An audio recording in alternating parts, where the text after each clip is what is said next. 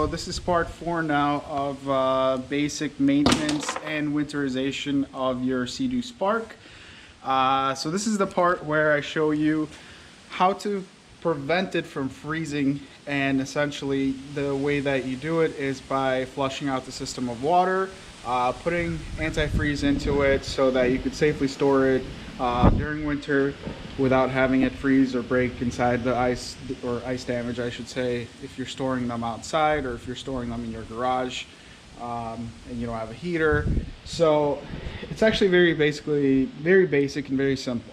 So the way obviously the Sea-Doo Spark works is that it's got its own closed loop cooling system which has antifreeze in it, so you're not actually pumping water through the engine itself that is still in there.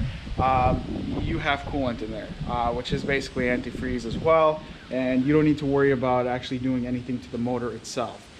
The only water circulation system that you really have is through the exhaust system. So the water basically cools the exhaust system in order for it to not overheat or burn holes into your water box and all that stuff. So without further ado, let's just do this.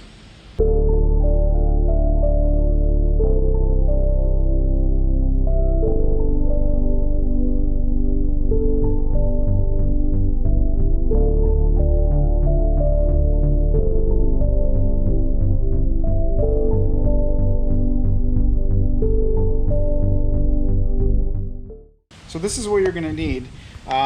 You're going to need something like this, which is like non-toxic antifreeze protectant.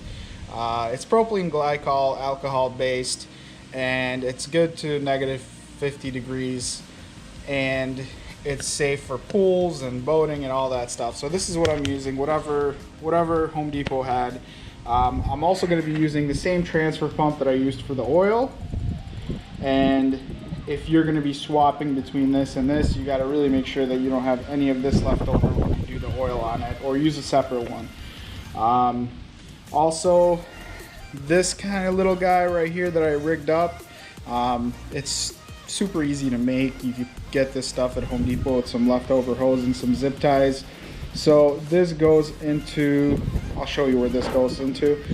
So this goes into the water flushing part of the jet ski, and then I got some zip ties just to make it smaller so I could put this hose in there, and I'll show you how I set that up. So I put that hose onto the flush part of the wave runner.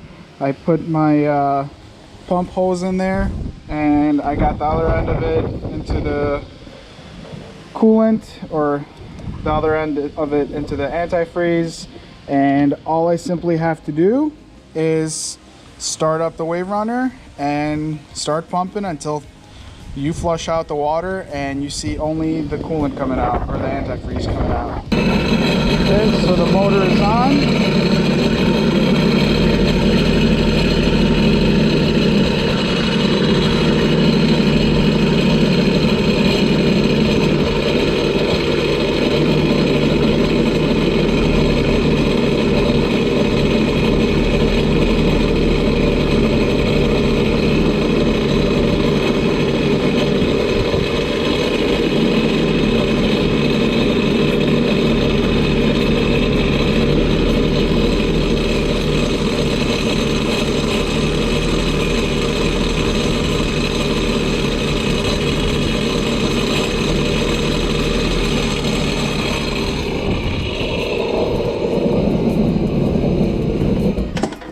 And that is basically it.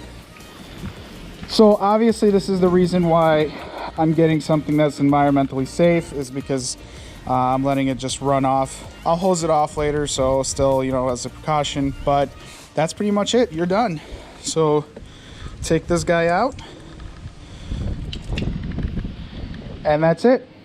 Now you have no water inside the exhaust system, and you also have the antifreeze in there. So now it's protected from freezing.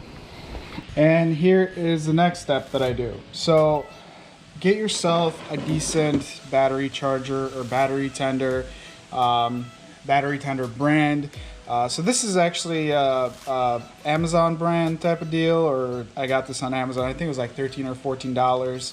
It did a good job for me. It kept the battery safe. Obviously the battery tender is a more trusted name, and I'm not taking the battery out, but I am going to be disconnecting the terminals in there so that I can hook this up with this guy and charge the battery over the winter. And I'll show you how to do that in a second. Okay, so the first thing I'm going to do is I'm going to remove the negative terminal first, and just be careful not to drop the bolt. So as it's coming out, grab it with your fingers and grab it tight, because if you drop it, guess what? The top's coming off again.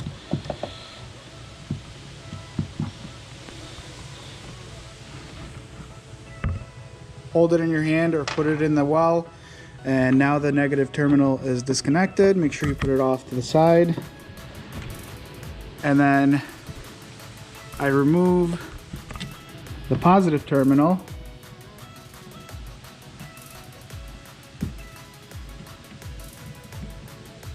Also make sure you grab that screw so that you don't drop it in there. And I'm sure you're saying, can I do this with the top off while it's still when I'm changing the plugs or whatnot, so I don't have to go through this process here?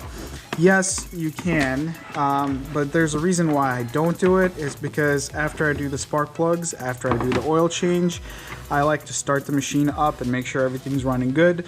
Check the oil on it, check the oil level, see if it needs to be adjusted or not. The directions usually are right on the side by the oil check, or by the oil dipstick. So this is the reason why I do it with the top on, because in the springtime, I'm pretty much ready to go. All I need to do in the springtime is reconnect the terminals, start the machine up, and hook up a hose, flush out the antifreeze out of there, and I'm ready to go in the water.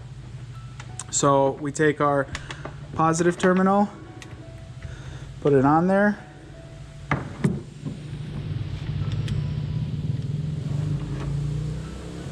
I got the negative and the positive all hooked up, and this is just a fuse holder. So then what I do is I take this guy, I set it in here like this, just so it has ventilation through the winter, and the battery is venting when it's charging if it needs to vent. I'm not sure if these vent or not. And what I do is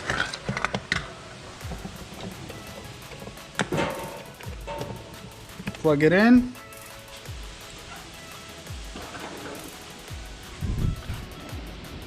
And you can see that it's charging, and that's basically it. That is all you need to do, and it's ready for the winter. So this guy, I'm sure I'm gonna move around 3 or 4 more times, because I just picked up the snowmobile. If you guys are interested in that, I'm gonna have more videos on that. It's my cheap $700 Rev 2005 snowmobile that I just bought. And I'm going over all the electrical gremlins. I just washed it all out, so I'm letting it dry out before I start messing in there. But as far as this guy, we are pretty much done, and I really gotta mop up this freaking floor. Oh, this is driving me crazy. My garage is a little bit too full. I gotta start figuring out what I'm gonna do.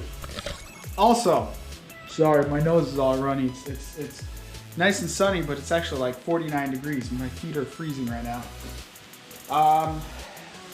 If you guys are interested in how to get the shine back on the Spark, and you can see how nice and shiny this is not greasy. There's no like tire shine or any of that Armor All stuff on it. I didn't put any of that on it.